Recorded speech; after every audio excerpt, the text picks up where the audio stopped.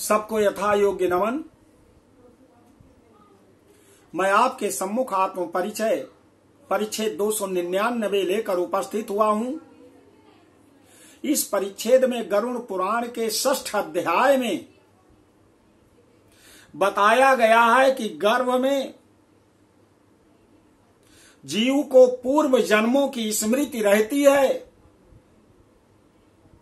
और गर्भ में वो दुख प्राप्त करता है तो भगवान से प्रार्थना करता है, हे प्रभु इस गर्भ से मुझे बाहर करिए और पृथ्वी पर जा करके मैं सुकर्म करूंगा, पुनः कुकर्म का परित्याग कर लूंगा और आपके चरणों में आश्रय ग्रहण करूंगा। प्रभु बार बार निवेदन करता है।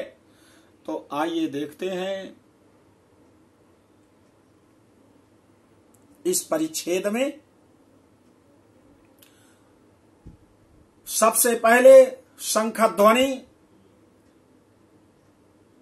आपसे निवेदन है कि मेरे इस वीडियो को आरंभ से अंत तक देखें। केवल एक बार सब्सक्राइब करना है। अपने इष्ट मित्रों से भी निवेदन करिए, ये धर्म है आपका कि स्वयं अपने परिवार और अपने पितरों को मुक्ति प्रदान करते हुए अपने इष्ट सगे संबंधियों के पितरों को भी मुक्ति प्राप्त कराने के लिए थोड़ा सा प्रयास करें। माता भगवती के लिए प्रतिध्वनि जो शंख की होगी उसे आप भी अपने स्थान पर प्रतिध्वनित करें।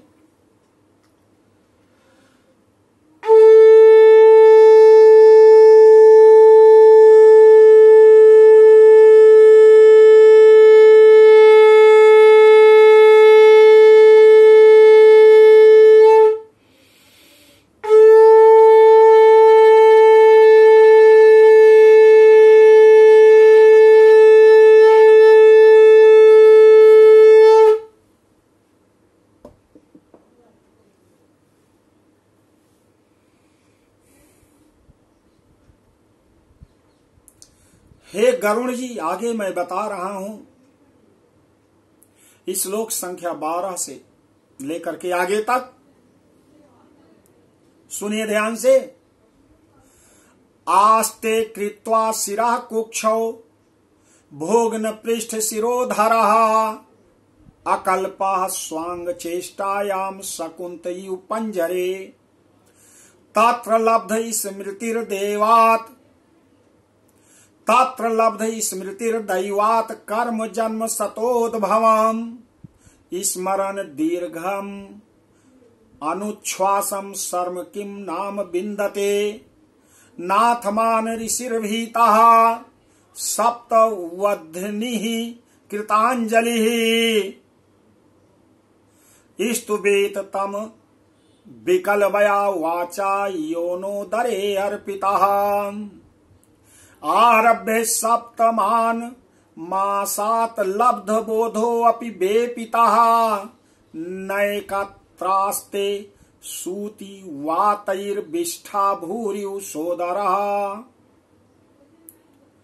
गरुण जी वो जो माता के गर्भ में जीव है उसकी पीठ पर और गर्दन,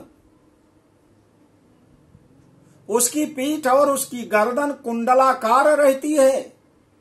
इस प्रकार अपने अंगों से चेष्टा करने में भी असमर्थ हुआ जीव पिंजरे में स्थित पक्षी की तरह माता की कुक्ष में अपने सिर को दबाए हुए पड़ा रहता है।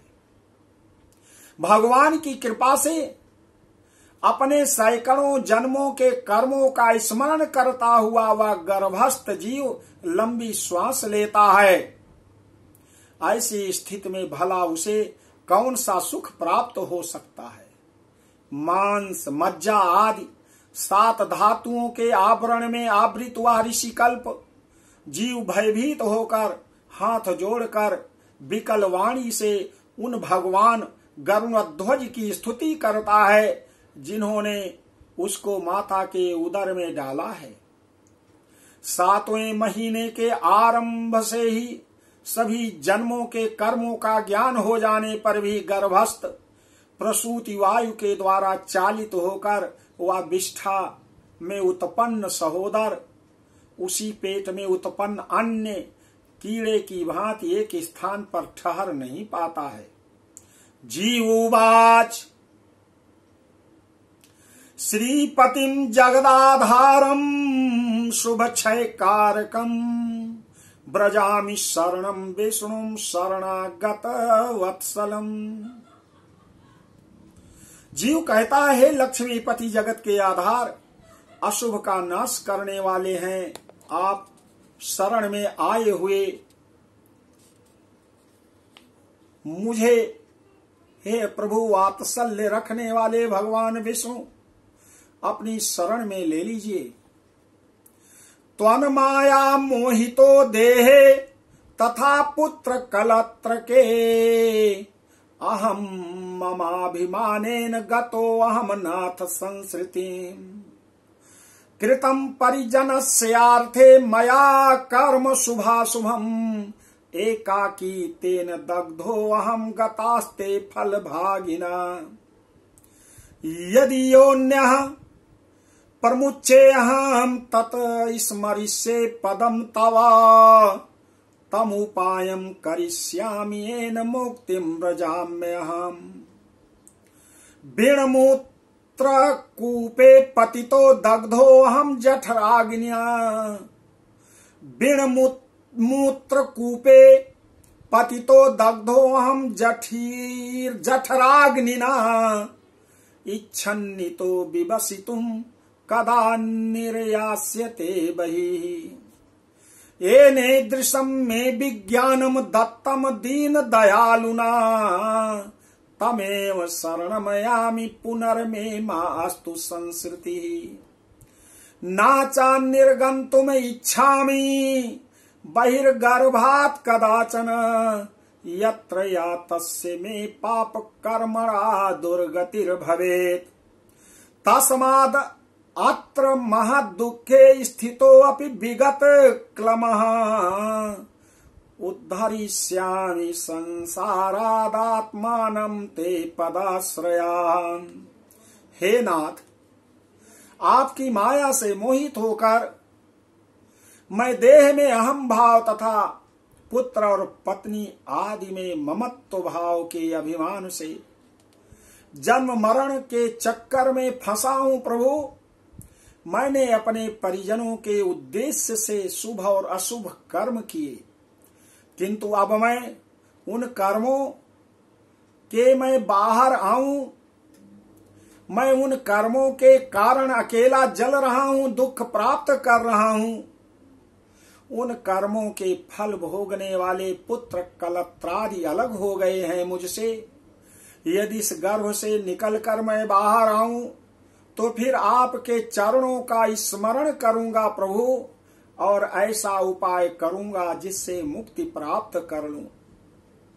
विष्ठा और मूत्र के कुएं में गिरा हुआ तथा जठराग्नि से जलता हुआ एवं यहाँ से बाहर निकलने की इच्छा करता हुआ मैं कब बाहर निकल पाऊंगा प्रभु। जिस दीन दयालु परमात्मा ने मुझे इस प्रकार का विशेष ज्ञान दिया है, मैं उन्हीं के शरण को ग्रहण करता हूँ, जिससे मुझे पुनः संसार के चक्कर में ना आना पड़े, अथवा मैं माता के गर्भगृह से कभी भी बाहर जाने की इच्छा नहीं करता, क्योंकि बाहर जाने पर पाप कर्मों से पुनः मेरी दुर्गति हो जाएगी प्रभु।